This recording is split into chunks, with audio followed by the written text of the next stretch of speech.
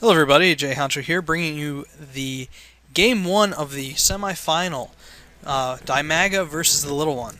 For those of you who somehow are living under a rock and don't know who DIMAGA is, he's probably one of the top 5 Zerg players, so you might want to pay attention to him, especially if you like Zerg like I do.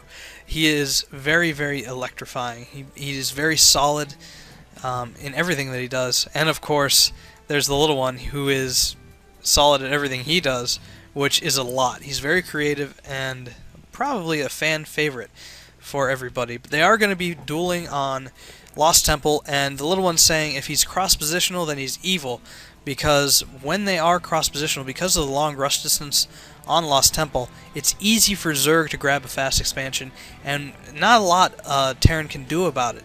So, very, very lucky draw here for DIMAGA. We'll see how it plays out, but a supply depot nearly up for the Little One, and look at this timing. The supply depot is going to finish maybe a second after the SCV comes out, so great timing by the Little One. You expect nothing less from him. And I don't know actually if he's been playing Terran the entire tournament. I would assume so, because at one point he was random, but he's devoted himself a little bit more to playing Terran at the moment.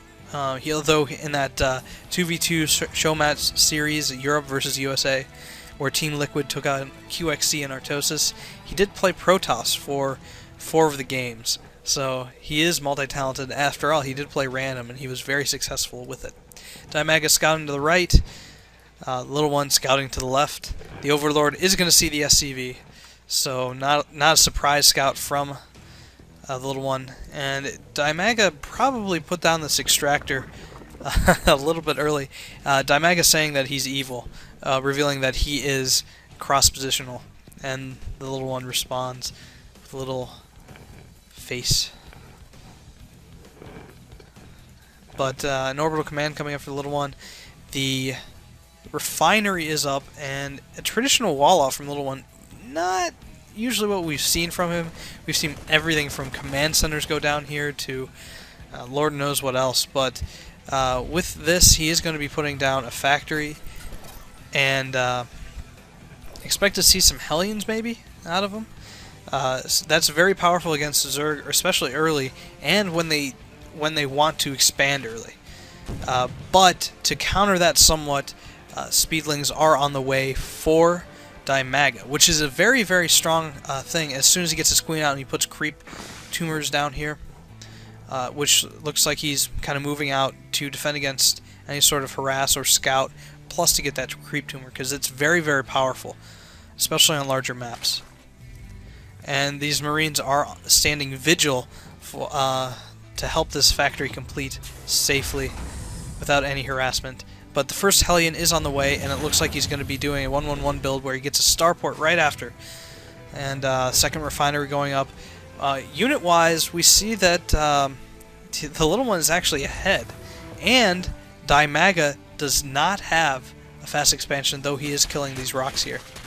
So it looks like he's going to be going a little bit greedier than normal and trying to take out the rocks here to get an early economic advantage, even though he has less workers. But the Little One moving out with his Hellion, probably going to be making another one, and we'll see exactly what he does with this starport. If we see Banshees from it, or if we're going to see some sort of drop with it. Now, Medivac, so he's either going to push out with a smaller force of Marines or something. But the Hellion's on the way. We'll see where it goes. Lair coming out for DIMAGA. Pretty early and almost unsafe, although this Queen in a pretty good spot.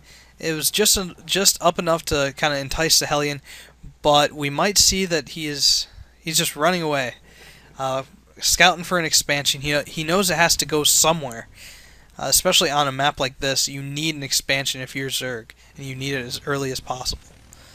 But in production, we do see a Viking come out, so smart move by the Little One, able to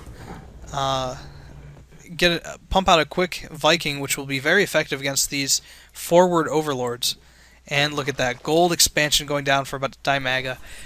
He owns the tower here, able to see any type of push by DIMAGA, and he's able to see that Viking push out. He recalls his overlords, but doesn't, curiously enough, bring his second queen over It does reveal that he has Hydras on the way, although that could be just a ploy. Who knows? And this expansion is slowly going to work its way up, and a lot of speedlings just kind of sitting by the tower, but not at the tower, so you can get vision. Another medevac coming out for the little one. He might have canceled that first one, because I don't see it as a unit, I don't believe. No, so he canceled the first one that we saw earlier. Speedling trying to poke up, see what's going on. The little one is completely insulated against any type of Baneling bust. And it looks good for a DIMAGA at this point. The little one is not able to do a lot of damage here. And quick infestation pit going up as well, so we might see some Infestor Hydra, which is an interesting combination and only works well when creeped. But it looks like the little one is going to scout out this gold expansion just in the nick of time. Had he waited much longer, it would have been very, very bad for him. But since he does see that, he's able to respond. Probably going to be picking up this Thor that somehow eked out. I did see that armory, didn't make mention of it. And because I'm a noob, you guys suffer as the viewer. I apologize profusely. And a profound revelation: a command center is on the way, as is Carapace upgrade for Overlords, meaning speed. Neural Parasite being researched, even though the little one did not reveal his Thor just yet. And the Viking is where? Let's see if he's still on the map. Yes, he is. So he's going to be chilling out. Not over there, but he's somewhere around there, running around. Siege tank being dropped on the high ridge of the other main, able to do some heavy damage to these workers. Look at that. And he's just getting obliterated. This medevac coming into spot. The Queen is not close enough. And vehicle weapons level 1 coming for the little one. So we're going to see some mech play. And unfortunately, this Infestor just popping out doesn't have the energy upgrade and doesn't have enough for fungal. So he can't do any damage to this whatsoever. There's the Viking coming in to swap with the medevac to spot. Right now, DIMAGA is in a bit of a spot here. He can't really do much except for move these drones as far as he can, and unfortunately, not a lot going to happen. Overlord coming into tank while this Queen kills it. Infested Terrans. So this was before the Infested Terrans changed to the Overseer, but the tank appreciably faster than these Infested Terrans, and they're just going to die, either by the little one microing his tank, or just by their own accord, because of the time they get 3 shots off, they're going to die. And look at that. It survives with 15 hit points and will resume its harassment very, very soon, I'm sure. But the Infestor making use of his Infested Terran, and that's pretty impressive alone. DIMAGA, though, expanding again, realizing that his other expansion had been compromised, at least for the moment. A Thor blocking for DIMAGA's expansion, or the little one's expansion, rather. And another drop here. Infested Terrans, I don't think are going to be enough, especially since this this other tank can heal it. Can hit it, rather. And Infested Terrans going down to a constantly repaired siege tank. So, smart play by the little one, bringing down enough SCVs to continually repair, and he's going to deny this expansion again. These poor Hydras are just going to get killed as quickly as the drones, apparently. But since DIMAGA does now have dropping capability with his Hydras, he's able to go close enough where he can just easily kill the SCVs in the tank. Other than that, the little one has a pretty good force, I would say, of mech and marine backup. Hellions moving out, realizing that he has just light units aside from the Queens, and unfortunately Speedlings are able to spot it with their death. But still, good play by the little one, getting out all these Hellions. Do they have the pre-igniter upgrade? No, they don't, but we do have it on the way. Range upgrade for DIMAGA as well as Carapace.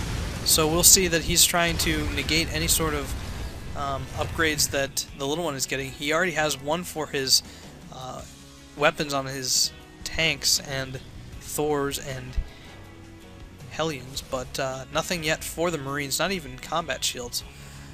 Of course, that's just because he has one one barracks at this point, but he is putting up a third and a fourth factory as well as another command center, so both players able to start macroing up a little bit more, expanding, going into a later game type of stage, and a Banshee coming out for the little one, trying to do some harassment.